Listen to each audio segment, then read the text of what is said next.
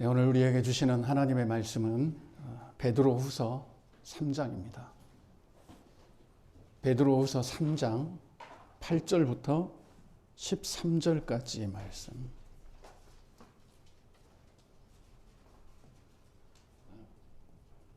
베드로후서 3장 8절부터 13절까지의 말씀을 우리 믿음을 함께 선포하시겠습니다. 사랑하는 자들아, 주께는 하루가 천년 같고 천년이 하루 같다는 이 한 가지를 잊지 말라. 주의 약속은 어떤 이들이 더디다고 생각하는 것 같이 더딘 것이 아니라 오직 주께서는 너희를 대하여 오래 참으사 아무도 멸망하지 아니하고 다 회개하기에 이르기를 원하시느니라. 그러나 주의 날이 도둑같이 오리니 그 날에는 하늘이 큰 소리로 떠나가고 물질이 뜨거운 불에 풀어지고 땅과 그 중에 있는 모든 일이 드러나리로다. 이 모든 것이 이렇게 풀어지리니 너희가 어떠한 사람이 되어야 마땅하냐? 거룩한 행실과 경건함으로 하나님의 날이 임하기를 바라보고 간절히 사모하라. 그날에 하늘이 불에 타서 풀어지고 물질이 뜨거운 불에 녹아지려니와 우리는 그의 약속대로 의가 있는 곳인 새 하늘과 새 땅을 바라보도다. 아멘. 오늘은 우리가 총회가 있는 날이라서 예배를 조금 단축시키는 차원에서 이제 앞에 찬양 한 곡을 생략을 하고 또 이제 말씀도 짧게 전하려고 했는데 뭐 총회가 안 될 것 같기도 하고 그렇지만 정족수 상관없이 좀 진행을 하시는 게 좋겠다는 마음이 듭니다. 왜냐하면 다음 주는 또 더 어려워질 수도 있고 예측을 못합니다. 그래서 우리가 그때그때 해야 할 일은 또 하고 그렇게 넘어가는 것도 괜찮으라고 생각을 합니다. 어쨌든 임원단들이 잘 의논해서 무리 가지 않도록 그렇게 하셨으면 좋겠습니다. 오늘 베드로 사도가 우리에게 한 가지를 잊지 말라 이 말씀을 주고 계시죠. 다른 건 다 잊어버려도 된다? 그 말은 아니겠습니다. 이건 너무 중요하니까 지금 베드로가 이 서신을 지금 보내는 사람들의 대상은 각지에 흩어져 사는 그런 어떤 힘겨운 성도들에게 베드로가 이 서신을 보내고 있거든요. 각처에 흩어져서 각기 하나님의 나라를 살아가는 사람들이 엄청 힘겨운 그런 삶의 그 정황, 또 세상적으로도 많이 어려운 그런 시기에 베드로 사도가 편지를 보내서 그들을 격려하고 이제 위로하는 겁니다. 그래서 이 베드로 전후서는 우리에게 오늘날 우리 시대에 동일한 어떤 삶의 환경 속에 살아가는 그런 우리들에게 주는 메시지이기도 합니다. 물론 할 말이 얼마나 많겠어요, 베드로 사도가. 특히 이 베드로는 엄청난 그런 아픈 기억을 가지고 있잖아요. 어쩌면 그에게 지울 수 없는 영적 상처예요. 나는 주님을 부인하지 않으리라고 다짐하고 결심하고 내가 죽을지언정 나는 주님을 부인하지 않겠다라고 했던 베드로인데 그 힘없는 여종 앞에서도 나는 저 사람을 모른다 라고 부인을 했습니다. 그러고 난 다음에 예수께서 하신 말씀이 생각나서 밖으로 뛰쳐나가서 통곡하고 울었다. 이게 베드로가 가지고 있는 아픈 기억이죠. 우리는 보통 부인한 게 너무 잘못해서 울었다는 뭐 그런 어떤 해석도 하지만 베드로의 울음은 그런 건 아닌 것 같아요. 베드로 서신을 쭉 보면 내가 그렇게 호언장담했던 것은 내가 예수를 잘 몰랐었다. 나는 그렇게 하면 되는 줄 알았다. 이 예수라는 분을 나는 그런 식으로 믿고 그냥 결심하고 하면 되는 줄 알았는데 예수는 이미 그런 내가 안 된다는 것을 알고 계시는 분이었다.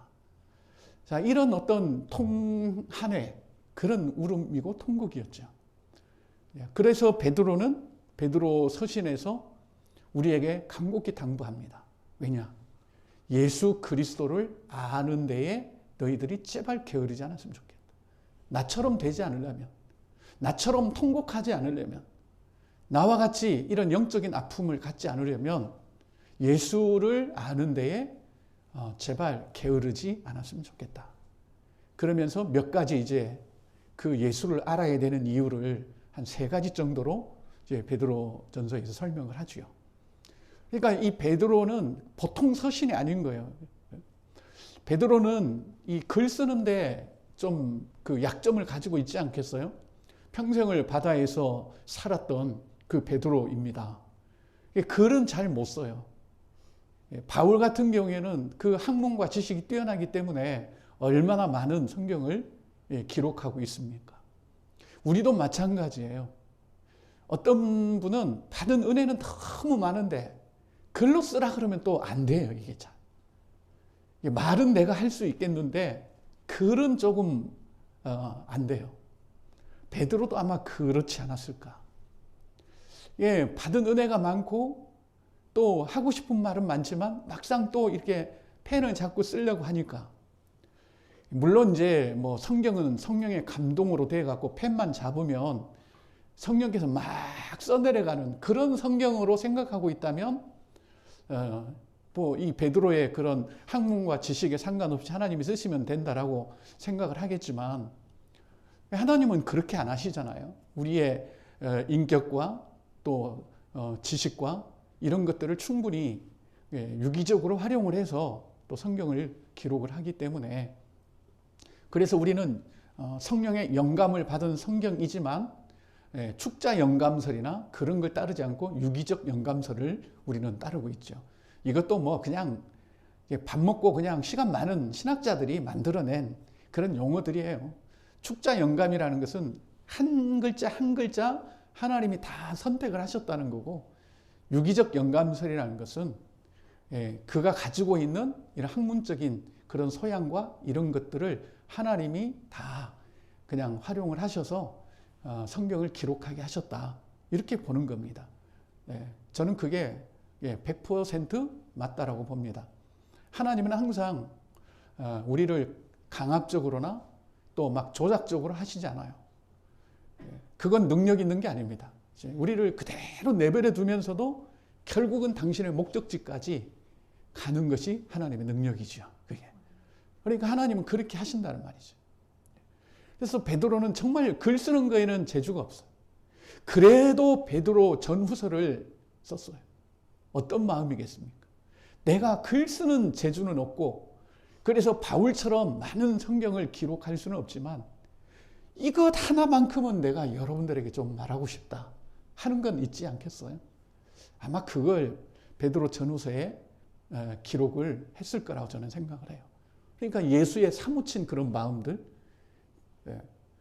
뭐 장황하게 다른 건 몰라도 내 안에 있는 그 어떤 영적인 그 아팠던 기억들, 이건 꼭 말해주고 싶다 그러면서 제발 예수를 아는데 게으르지 말아라.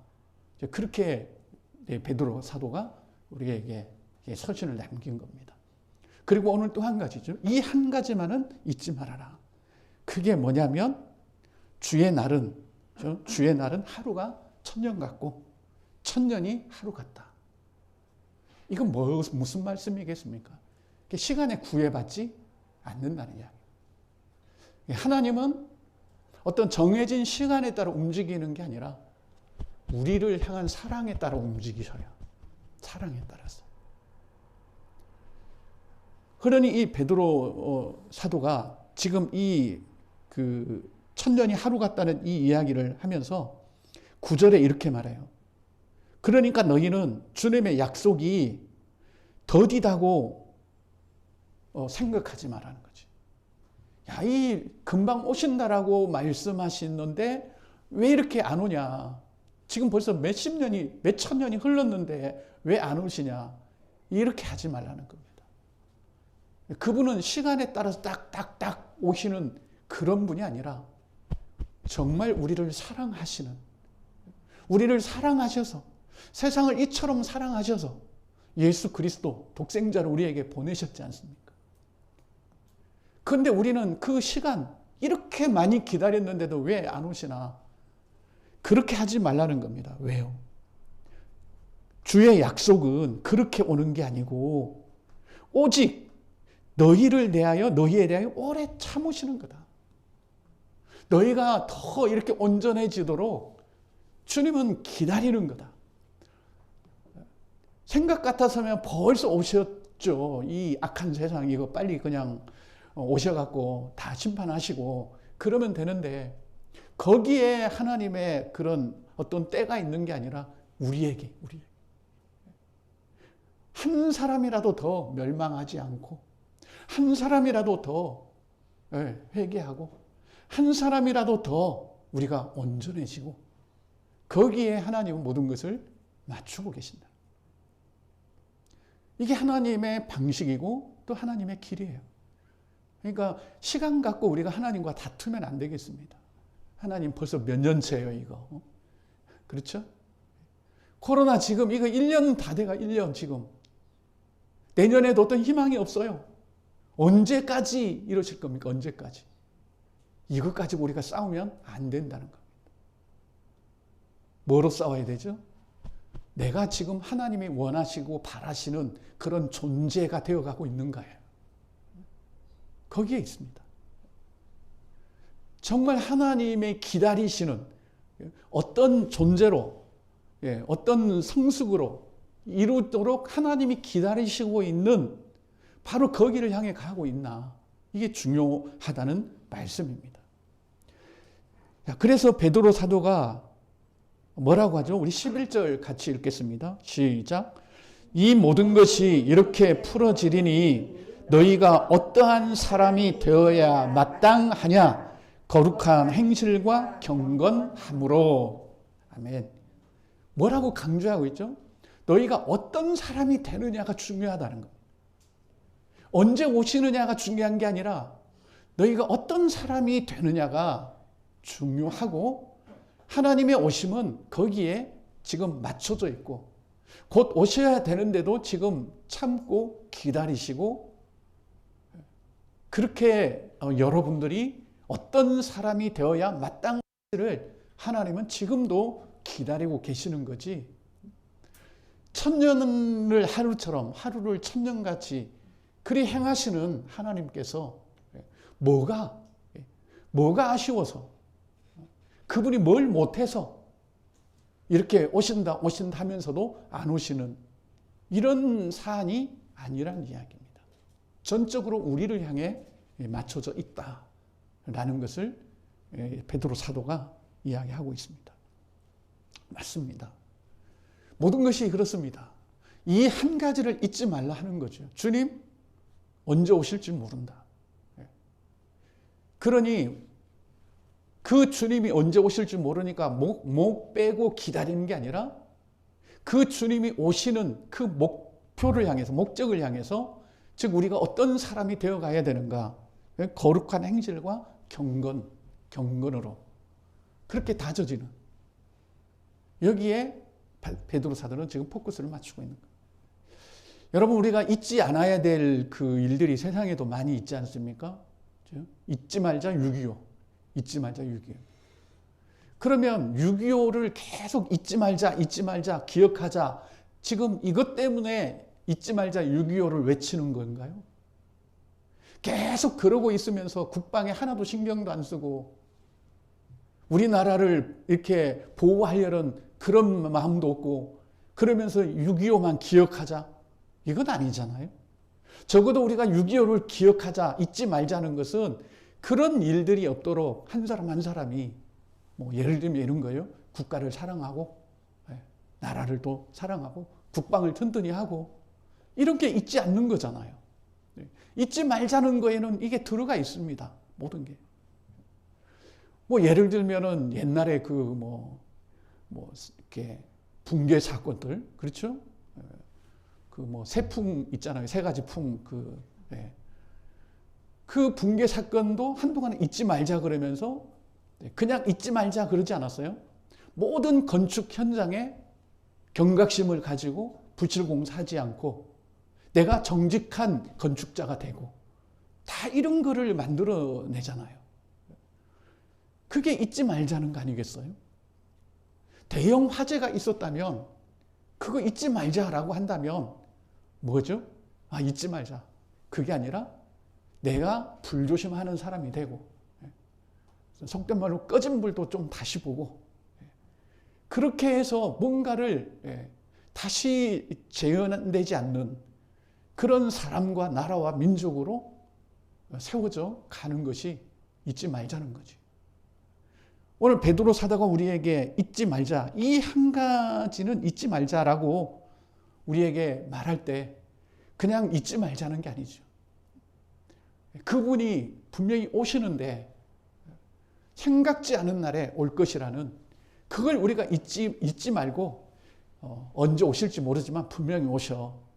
계속 이렇게 살아가는 것을 베드로 사도는 원하는 게 아니라 우리가 어떠한 사람이 되어야 마땅한지를 생각하고 그 마땅한 사람이 되어가기 위해서 한 걸음 한 걸음 나아가는 그걸 베드로 사도는 우리에게 말씀하고 있는 것입니다. 너희가 어떠한 사람이 되어야 마땅하냐? 모든 세상이 이렇게 풀어지는데 해도 풀어지고 달도 풀어지고 왜 풀어지겠습니까?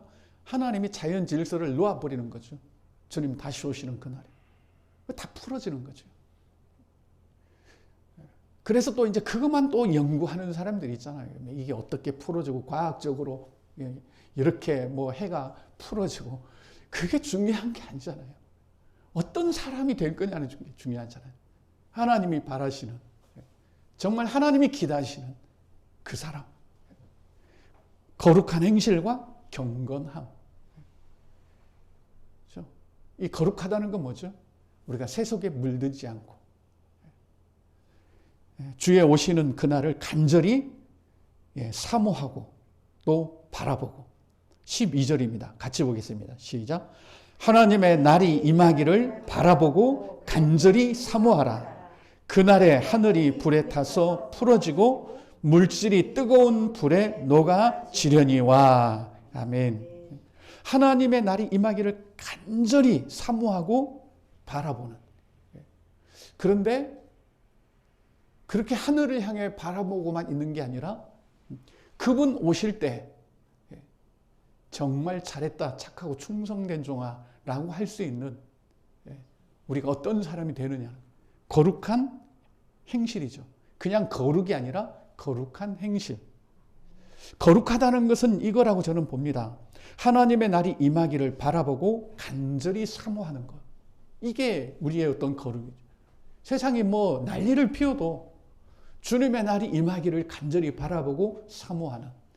근데 그것만 있는 것이 아니라 그런 행동. 그렇죠? 어떤 행동이죠, 그러면? 그래, 주님이 그렇게 오실 거니까 중요한 것은 내가 어떤 사람이 될 것이냐 하는 것을 실제로 삶으로 이렇게 체험해 나가는 그게 중요한 요지라고 할 수가 있습니다. 우리는 그의 약속대로 의가 있는 곳인 새하늘과 새 땅을 바라보도다. 약속을 바라보는 거죠. 어쩌면 이게 이 베드로 사도가 주는 최고의 위로라고 할 수 있습니다. 위로라는 것이 다 하나님이 좋게 할 거야. 그게 위로겠습니까? 이 코로나도 때가 되면 하나님이 다 물러가게 할 거야. 여러분, 이게 위로입니까? 믿는 사람들은 뭐 괜찮아. 그냥 걸려도 금방 나을 거야. 여러분, 이런 게 위로일까요? 절대 위로가 아닙니다. 위로는 오직 예수 그리스도 그분으로부터만 옵니다. 다른 데로 오는 게 아니에요. 진짜 우리의 위로는 그분이 오실 거라는 거 아닙니까? 주의 나라가 임할 거라는 거죠. 그분의 약속대로. 이게 최고의 위로입니다. 근데 위로라는 건 뭐죠? 그냥 위로받고 이제 좀 가슴을 쓸어내려야 되겠다. 이건가요? 아니잖아요. 위로라는 것은 그렇죠? 넘어졌던 사람을 일으키게 하는 거잖아요. 네. 용기를 잃은 자에게 용기를 주는 거고. 그래서 주님 나라를 간절히 사모하게 만들고 바라보게 만들고 그 거룩한 행동을 이어가게 만드는 이런 게 진정한 위로이겠지요. 어쩌면 우리가 하는 위로들은 그냥 세상의 위로인지도 모르겠습니다. 괜찮아, 다 잘 될 거야. 아니요, 잘 안 될 수도 있습니다. 여러분 코로나 걸린 사람이 지금 참 숫자가 많은데 그 중에 예수 믿는 사람 없을까요? 많겠죠. 요즘 교회에서도 코로나 많이 걸리잖아요. 그런 사람들은 믿음이 안 좋아서일까요? 아니면 기도를 안 해서 코로나 걸렸을까요? 그런 거에 우리가 신경 쓸 것은 아닙니다. 하나님은 그런 어떤 원칙 가지고 그렇게 율법적으로 행하시는 분 아니에요. 너 기도 안 했지? 코로나 한번 걸려봐. 그리고 정신 좀 차려. 그렇게 생각하시면 안 돼요. 또 요새 예배가 좀 소홀해. 코로나로 한번 격리당해갖고 한번 깊이 한번 생각해봐. 네가 잘했는지 잘못했는지. 여러분 그런 하나님 아니잖아요. 그냥 세상에 있는 거예요. 코로나 이런 거 다 있는 거죠. 그렇지만 이런 가운데서 우리가 어떤 사람이 되어야 마땅한가를 찾아가고 또 그 길로 우리가 가는 게 중요해요. 여러분 코로나 걸리고 안 걸리고가 중요한 게 아니에요. 안 걸리면 물론 좋아요. 저는 여러분들이 다 안 걸리기를 바라요. 그렇지만 안 걸리고 그냥 이대로 사는 것과 코로나 한번 걸렸다가 진짜 인생이 확 바뀌어버린다면 과연 어떤 게 더 나을까요? 그래도 안 걸리는 게 나을까요? 이대로 우리가 정말 하나님이 원하시는 그런 장성한 분량에 이르는 것 없이 이렇게 산다 할지라도 오히려 그런 아픔과 슬픔과 고통 가운데서 다시 한번 우리의 믿음과 신앙이 회복되고 또 주를 향한 뜨거운 마음들이 회복되어서 어떤 사람이 되어야 마땅하냐 이게 이루어진다면 얼마나 좋겠습니까? 그렇다고 여러분 하나님이 코로나 걸리게 하셨다. 하나님이 병 주셨다. 이거 이렇게 생각하면 안 돼요. 우리. 그거는 타락한 이 죄악된 세상에 다 있는 거예요. 그거는. 단지 하나님은 그런 걸 그대로 놔두시고 우리를 당신이 원하는 목적지까지 그렇게 인도해 가실 겁니다. 그게 진정한 우리에게 위로이고 또 하나님이 지금 행하시는 그런 일이에요. 우리는 너무 이게 무협지를 많이 봐서 그런지 드라마를 많이 봐서 그런지 이게 한판 뒤집어 엎어주기를 바라요. 하나님이. 이건 우리뿐만 아니라 예수님 시대 제자들도 그랬어요. 언제 이 로마 뒤집어 엎을 겁니까? 우리도 항상 그런 식이죠. 악이 있으면 하나님 저거 뒤집어 주세요. 근데 성경은 그렇지 않죠. 기다려라. 그리고 쟤들 내가 뒤집어 엎거나 그러지 않아. 오히려 원수의 목전에서 내가 상을 베풀어 줄 거야. 사망의 음침한 골짜기 그거 나 없애지 않아. 그대로 놔둬. 그렇지만 너희로 하여금 그 가운데로 걸어가게 할 거야. 이게 하나님의 인도의 그런 방식이에요. 그래서 이번 우리가 이제 더 심각해지니까 또 초기보다도 더 우리 신앙이 위축될 수 있습니다. 그렇죠? 그러나 사도 바울이 고백했던 것처럼 살아도 주를 위해, 죽어도 주를 위해, 사나 죽으나 나는 주님의 것이고 살든지 죽든지 주님이 존귀해진다면 그게 내가 걸어가야 할 길이다. 너무 그렇게 불공평하게 바울만 그렇게 살라는 걸까요? 적어도 성경에 기록된 건 우리에게 다 요구하는 그런 삶이 아니겠습니까? 내가 죽더라도 정말 예수 그리스도가 존귀해진다면 나는 그것으로 만족하겠다는 그런 바울의 그런 고백입니다. 이건 바울만의 고백이 아니라 우리 모두의 고백이기도 합니다. 그래서 코로나에 너무 우리가 조심하고 또 지킬 건 지켜야 되고 또 염려되고 우려되면 이제 온라인 예배도 드려야 되겠지만 우리 신앙 자체가 그것 때문에 위축되지 않았으면 좋겠고, 솔직히 우리가 서로 이렇게 질문해 보면, 코로나가 빨리 끝나서 옛날처럼 되기를 바라는 마음이 더 간절해요? 아니면 하나님 나라가 오기를 바라는 마음이 더 간절해요? 아마 100이면 100 첫 번째일 겁니다. 우리는 빨리 코로나가 끝나고 이전처럼 좀 자유롭게 막 경제도 회복되고 소비들도 막 일어나서 사는 것처럼 사는 그런 거를 우리는 더 간절히 기다리고 있을 거예요.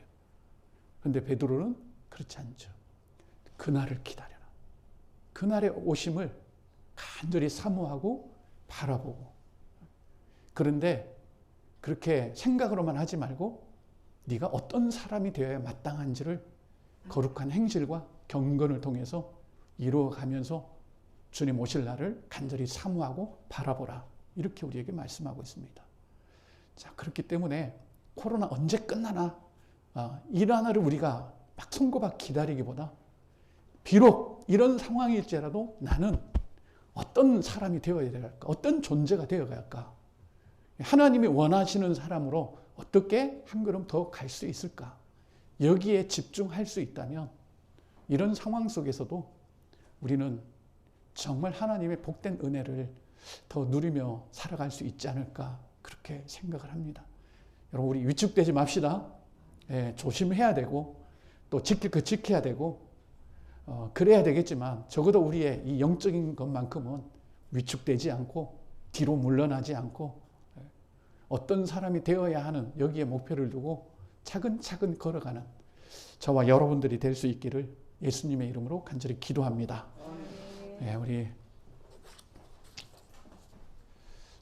제가 기도하고 이렇게 마치도록 하겠습니다. 하나님 아버지 주의 은혜를 감사합니다. 이 코로나 시국에서 우리에게 주시는 하나님의 말씀, 하나님의 마음을 잘 부여잡게 하시고 이 코로나의 형국 때문에 우리가 위축되거나 우리의 영이 눌리지 않게 하시고 우리의 신앙이 활력을 잃어버리지 않도록 주님 은혜를 베풀어 주옵소서. 우리가 모이지 못하고 또 외부적으로 활동 못하고 그러나 그게 중요한 게 아니라 내가 어떤 사람이 되어야 마땅한